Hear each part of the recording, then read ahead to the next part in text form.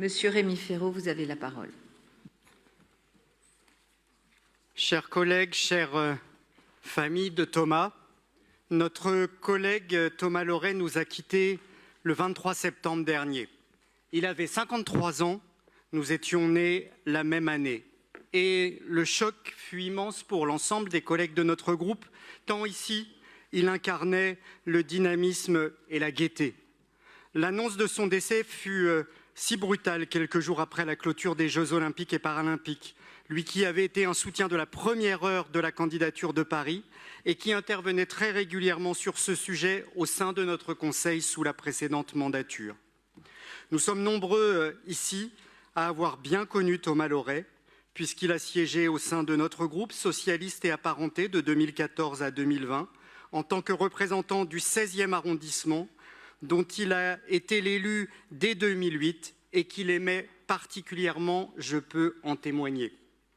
C'est en 2002, au lendemain d'une élection présidentielle dramatique pour la gauche, que Thomas Loret avait décidé de s'engager en politique dans son 16e arrondissement, d'abord au sein du Parti socialiste, auprès notamment de Jean-Yves Manot, puis au sein de La République en marche.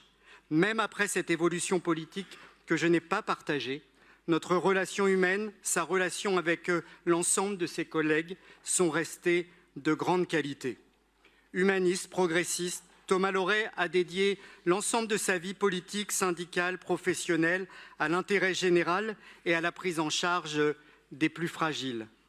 Il avait démarré sa carrière à l'hôpital Sainte-Anne en 1997 comme directeur des ressources humaines et directeur des usagers de la qualité et des partenariats.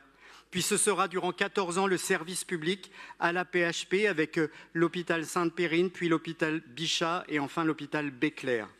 Ce sera ensuite la clinique des Bluets à Paris en 2015, puis ensuite l'hôpital de la Porte Verte de Versailles, établissement non lucratif qu'il dirigera jusqu'à son décès.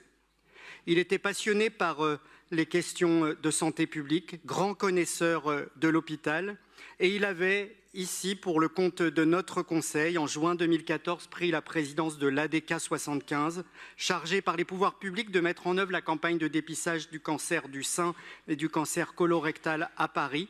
Je peux là aussi témoigner de la passion et de l'engagement qu'il mettait dans cette mission.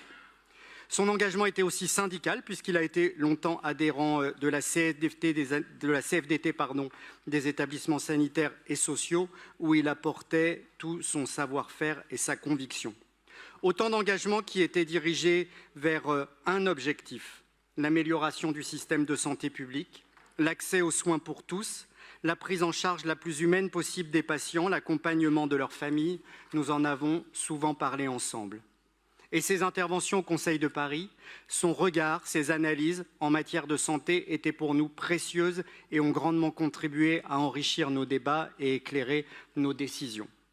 Aujourd'hui, nos pensées les plus chaleureuses vont donc à sa famille, ici présente, à sa femme Véronique, à ses filles, auxquelles l'ensemble des élus du groupe Paris en commun présentent leurs plus sincères et attristées condoléances. Nous n'oublierons pas Thomas. Je vous remercie. Merci beaucoup.